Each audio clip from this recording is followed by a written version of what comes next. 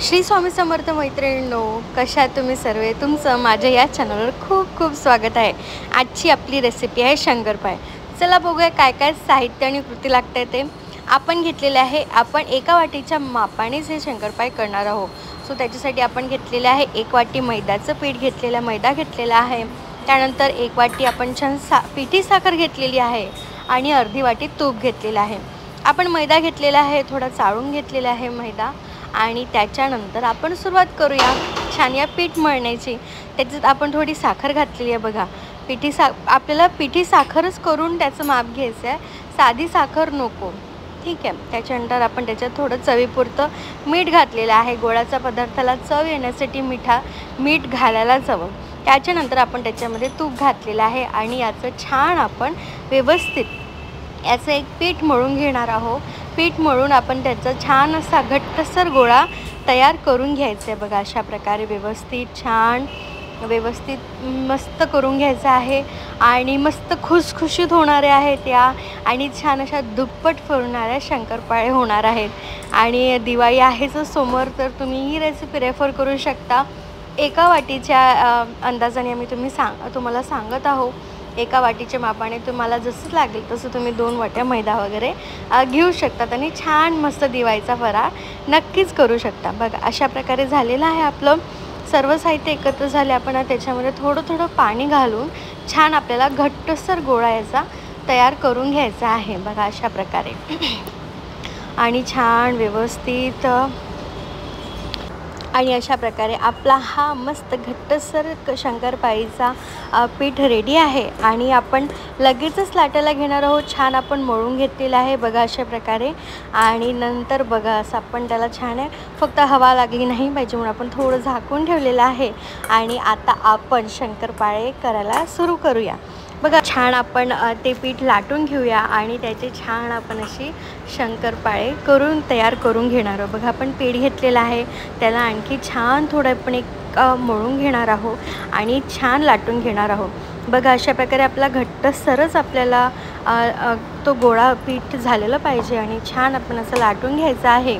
आणि कडा तुटल्या तरी चालतील, काही प्रॉब्लेम नाही आहे। आणि त्याच्यानंतर बघा अशा प्रकारे मस्त लाटला जातं। जर तुमचं पीठ जरा जास्तच पोळपाटाला चिपकत असेल तर डायरेक्ट पोळपाट फिरवायचं आणि लाटून घ्यायचं बघा। अशा प्रकारे झालं आहे।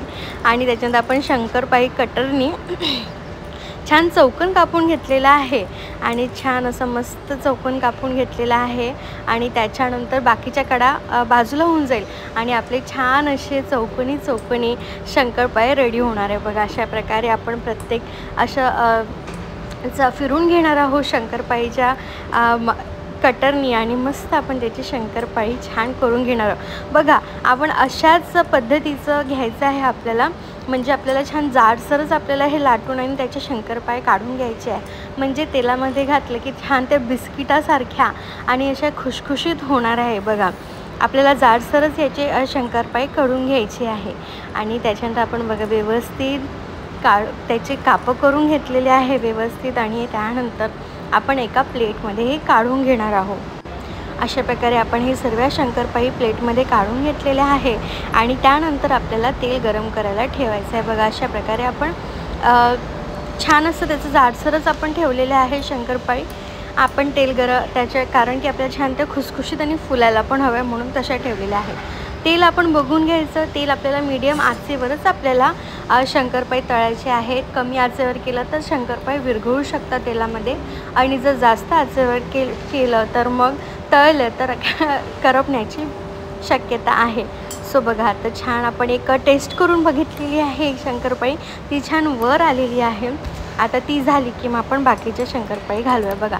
अशा प्रकारे आपल्याला घालायचे आहे आणि एकदम घातल्याबरोबरच आपल्याला त्याला स्टर नाही करायचं, चमचा नाही हलवायचं आहे। त्याच्यामध्ये थोडं 2 ते 3 मिनटं त्याला 5 ते 10 सेकंद आपल्याला होऊ द्यायचे आहेत, नाहीतर काय होईल की त्या तुटण्याच्या शक्यता असतात। आणि त्याच्यानंतर बघा असं झालेलं आहे। त्याच्यानंतर मग आपल्याला छान त्याच्यामध्ये असं गोल गोल चमचा फिरून आपल्याला तळून घ्यायचं बघा अशा प्रकारे।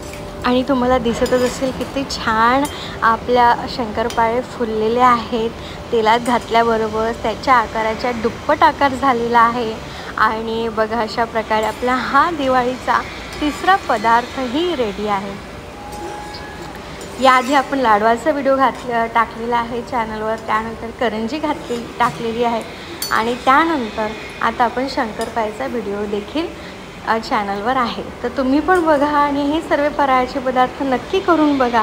आणि बघा अशा प्रकारे आपले शंकरपाळी रेडी आहेत आणि जेव्हा सोनेरी असतील तेव्हाच काढून घ्यायचे, कारण आपण तेलातनं काढल्यानंतरही त्यांचा रंग बदलू शकतो. सोनेरी असतानाच अशाच रंगावर आपल्याला या काढून घ्यायच्या आहेत.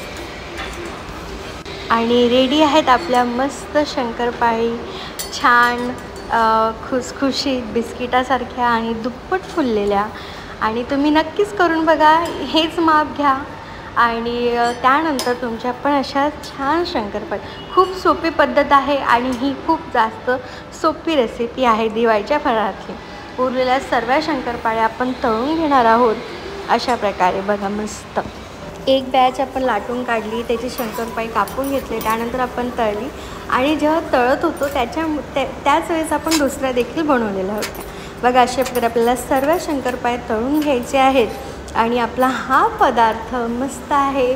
छान खुसखुशीत अशा शंकरपाळे आणि मस्त बिस्किटांसारख्या. चला तुम्हाला याची प्लेटिंग करून दाखवते आणि तुम्ही पण हा पदार्थ नक्की करून बघा. व्हिडिओ आवडला तर लाईक करा, कमेंट करा आणि सबस्क्राईब देखील करा.